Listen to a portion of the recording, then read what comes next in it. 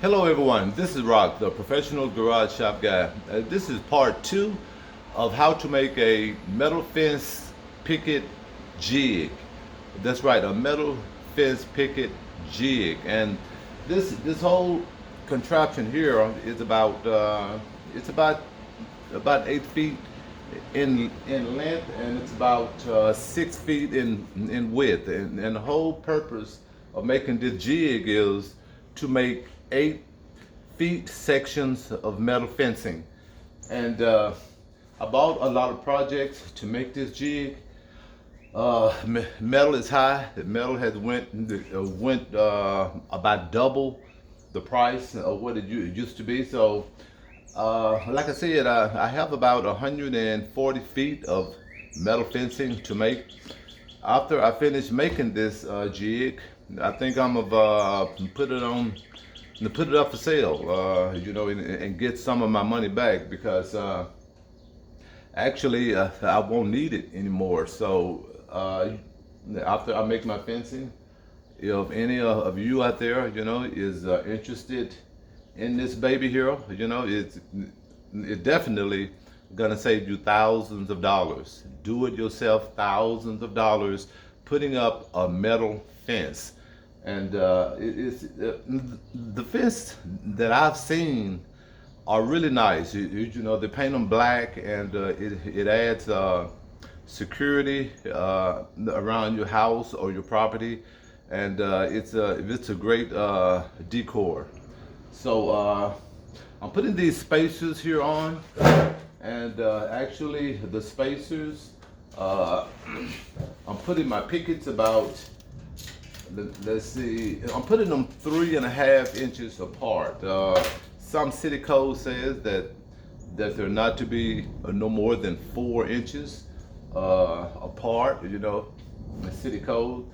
And some city codes want your fence to be only about 6 feet in height. So I'm putting the total distance of my pickets will be right under 6 feet, probably 5 feet 11. When I put my little end caps on the end, my little spears on the end, the total distance with the spears and the pickets will be about 5 feet 11 inches, just under 6 feet. So what I'm gonna do, I'm gonna weld on a couple of more spaces. I'm not finished with my jig, so I decided I would do part two and let you know the progress of what I'm doing, how far I've gotten along. So what I'm doing now, let me bring my camera up a little bit, about right there. Now I got my spear, which is about well, the spear is 6 feet, but I'm gonna shave off. I'm gonna cut off about maybe about 3 inches. So, like I said, in total, I'll be having about 5.5 feet total on my spears. What I'm doing now is I'm putting my square up against my side rail here, and I'm squaring up my my spear here. Getting it nice and square. Okay, and I'm putting a gap between my spacer. This is 0.016 of a gap between my spear and my spacer, because when I take this spear up, I want a little plate in between there. So I don't want these tight, because it would be really hard getting your fence out of your jig if your holes are tight. So I'm putting about 0.016 of a gap here, and what I'm gonna do is I'm gonna tack it in 4 places. Tack my spacers in 4 places. Now let me put my glasses on, because at age 62, you kind of lose your sight there. Okay, so let me tag this one on.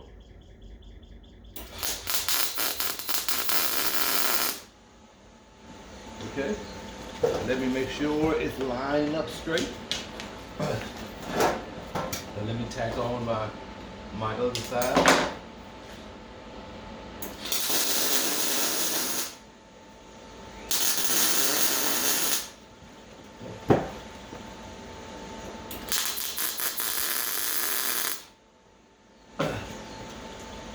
Okay, now when I pull out my little spacer here, you have a little plate back and forth. See there?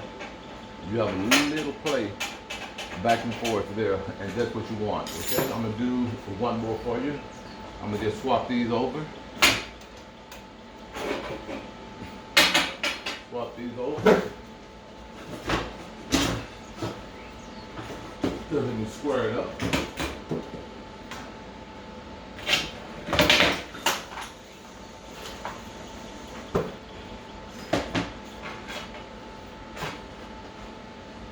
Let me square this, pick it up.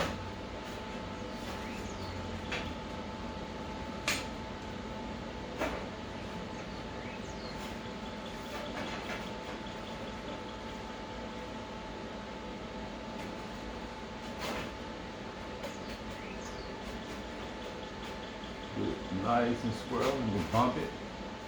Okay, that's about square. Get my spacer, get my picket here. I mean, well, not my picket, but my little gauge gapper. Hold it on there.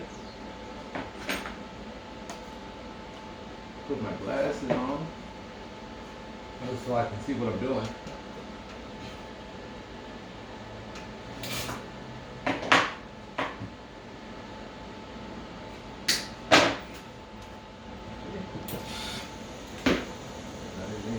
Touch that like that. Put this nice and straight.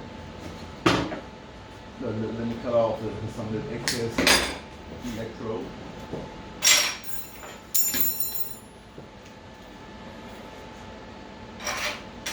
Okay, you gotta be steady because you want everything nice and straight. If you mess up, take your time and do it again.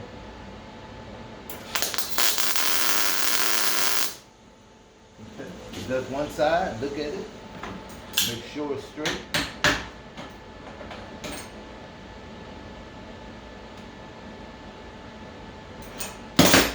Okay, tack the other side.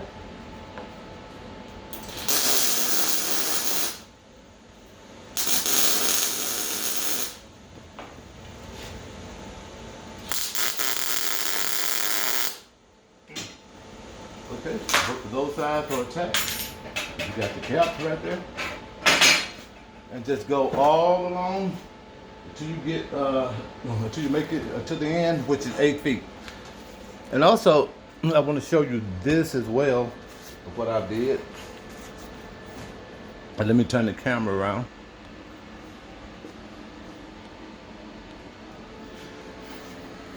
Okay. What I've already made is I cut a piece of the 2x4 by what is the 3/8 angle iron, and as you can see, I reinforced it with this flat plate stock. And this here is gonna be my, well, it's gonna be my lateral stops. As you know, on a picket fence, you have 2 bars coming this way. Let me move my glasses out the way.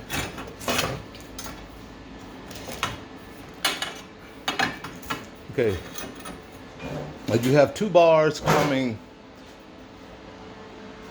You have 2 bars coming lateral at the top of the fence, and of course your picket goes this way.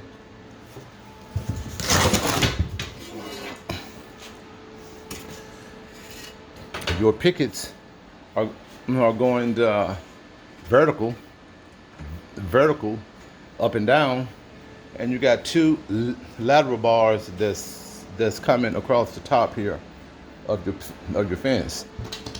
And this contraption here is just a stop. So all your bars, your lateral bars at the top will be the same distance and all of that. And also I will be dwelling a spacer in between here, probably something like that. So when I put my lateral bars inside of here,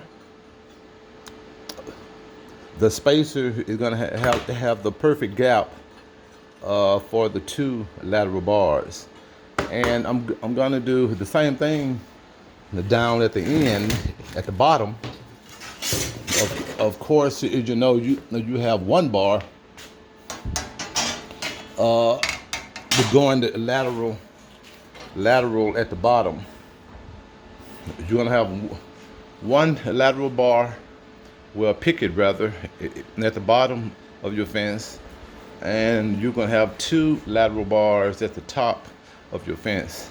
And of course, I'm going to put a stop here, so all of my 8 feet picket fence will be the exact same distance, the exact same mode.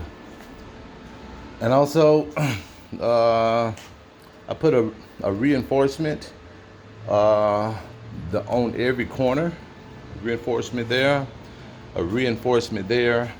And I did that so I could have a perfect square on each corner.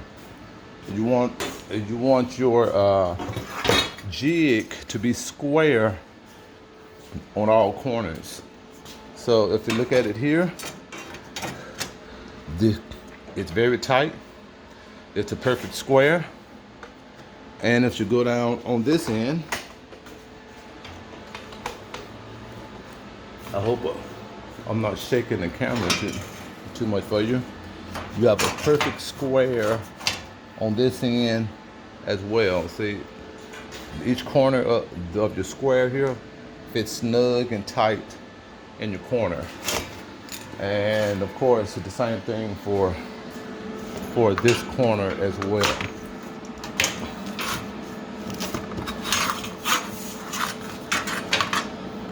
Everything is square, everything is tight. And also, what you also can do, you can measure from this corner here,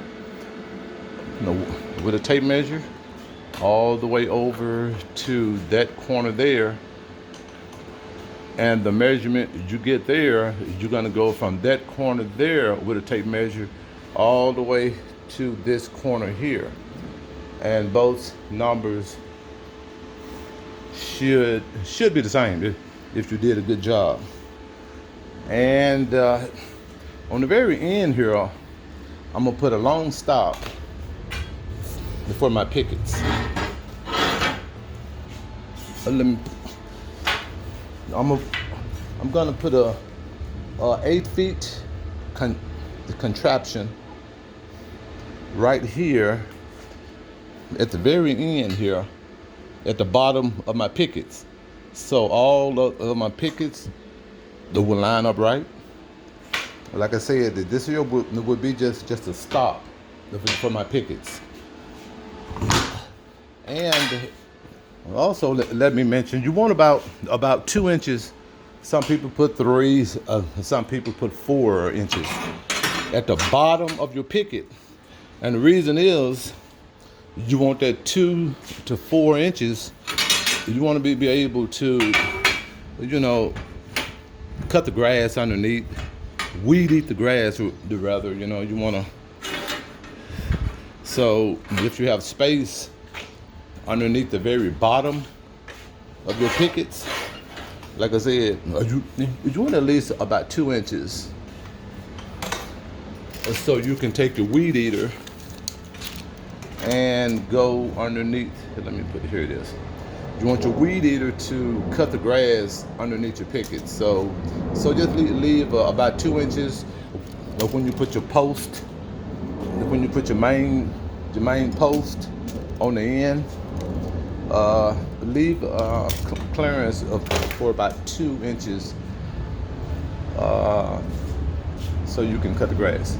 That's all for right now, guys. I'm complete putting my spacers here, and also spacers are going at the very bottom on the opposite end.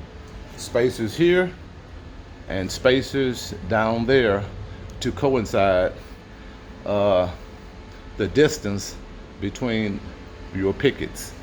And like I said, it's going to be 8 feet fence sections per jig, I guess I can say.